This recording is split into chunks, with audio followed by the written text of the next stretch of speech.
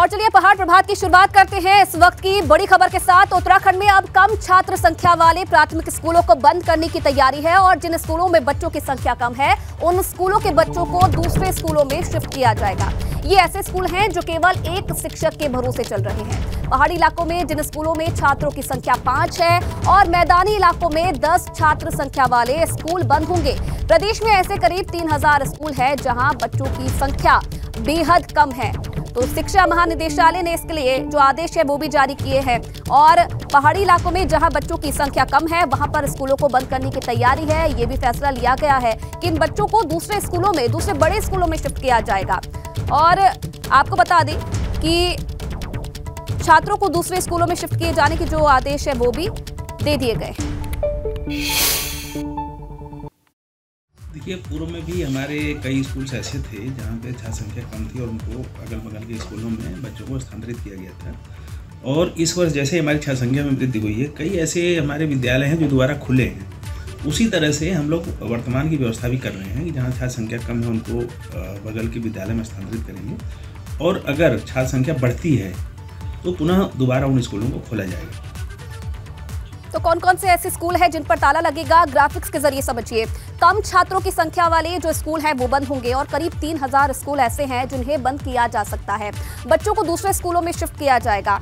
इधर पहाड़ी क्षेत्र में 5 से कम छात्रों वाले स्कूल बंद होंगे। मैदानी क्षेत्रों की बात करें तो 10 से कम छात्रों वाले स्कूलों को ताला लगेगा।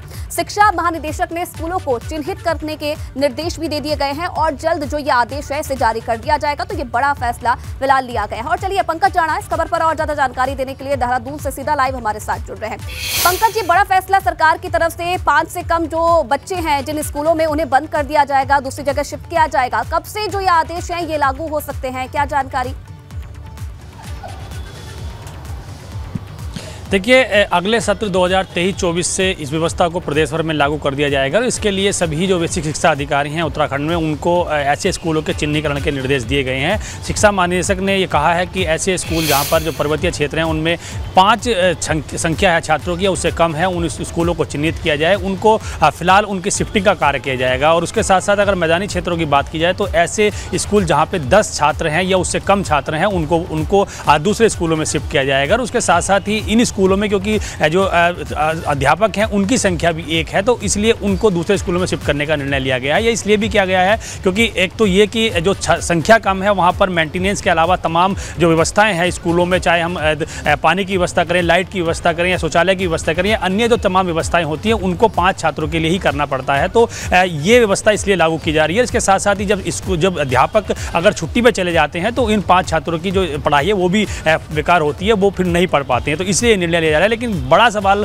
आईसी ये है कि उत्तराखंड में शिक्षा को बेहतर करने के लिए बहुत बड़े दावे किए गए, उसको बेहतर तरीके से सुधारने की कोशिश की जा रही है। लेकिन जो पर्वतीय क्षेत्र हैं वहाँ पर स्कूलों में जो सरकारी स्कूल हैं उनमें छात्रों की संख्या नहीं बढ़ पा रही है। पिछले दौरान उत्कृष्ट स्कूलों का निर्माण किया गया कि ऐसे स्कूल जो अच्छी तरह चल रहे हैं उनको उत्कृष्ट स्कूलों में कन्वर्ट किया जाएगा। और उसके साथ साथ ही वहाँ पर एजुकेशन को बेहतर किया जाएगा। लेकिन अच्छी शिक्षा व्यवस्था न होने के कारण छात्रों की संख्या लगातार बढ़ रही है। ये सिर्फ पर्वतीय क्षेत्रों में नहीं है बल्कि मैदानी क्षेत्रों में भी कई ऐसे सरकारी स्कूल हैं जहां पर 1 शिक्षक है और उनके साथ साथ 10 जो बच्चे हैं उनको पढ़ाया जा रहा है। तो इसलिए बड़ी महत्वपूर्ण बात ये हो गई है कि शिक्षा विभाग बड़े दावे जरूर करता है लेकिन जो शिक्षा व्यवस्था है उसको बेहतर नहीं कर पा रहे हैं। और जो सरकारी स्कूल हैं उनमें कोशिश सरकार की तरफ से की जा रही है शिक्षा व्यवस्था को और अच्छी करने की। अब देखने वाली बात है इस फैसले के बाद क्या जो असर है वो पड़ता है। आप बने रहिए हमारे साथ, आगे भी अपडेट आपको मिलेगी।